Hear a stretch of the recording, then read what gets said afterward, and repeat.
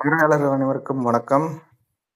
Okay. இன்னைக்கு நிஃப்டிய பார்த்தீங்கன்னா, ஒரு 346 பாயிண்ட் கிட்ட டவுனு. நம்ம 5 மினிட்ஸ் சார்ட்ல வச்சு பார்த்தோம் அப்படின்னோம்னா, காலையில ஆரம்பிச்சது கிட்டத்தட்ட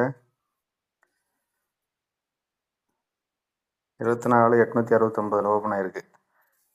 ஒரு பாலங்கணத்துல நின்று கீழே பார்த்தா கூட ஆழத்தை கண்டுபிடிச்சிடலாம் போல. இந்த நிஃப்டியோட ஆழத்தை கண்டுபிடிக்க முடியாது. ஸோ நமக்கு அது வேண்டாம்.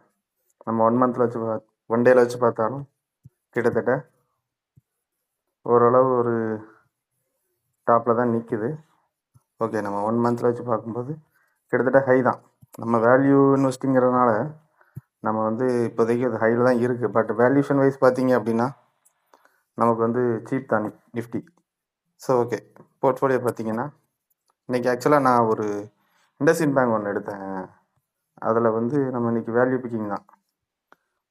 ஓகே. இண்டஸ்இண்ட் பேங்க் ஸ்டாக் பி 8.3. நமக்கு இண்டஸ்ட்ரி பியை விட ஸ்டாக் பி கம்மியாக இருக்குது.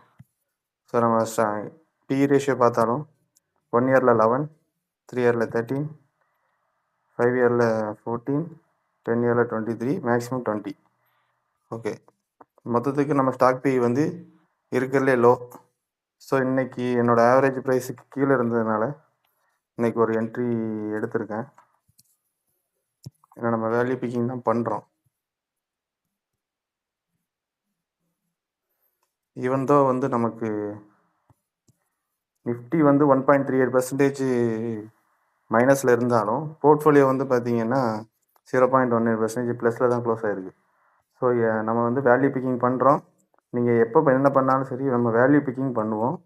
ஸ்டாக் மார்க்கெட்டில் நம்ம வந்து லாங் டேர்முக்கு நிற்கணும் அப்படின்னா கண்டிப்பாக வேல்யூ பிக்கிங் பண்ணால் மட்டும்தான் இருக்க முடியும். ஸோ அதை மட்டும் மறந்துடாதீங்க. ஓகே.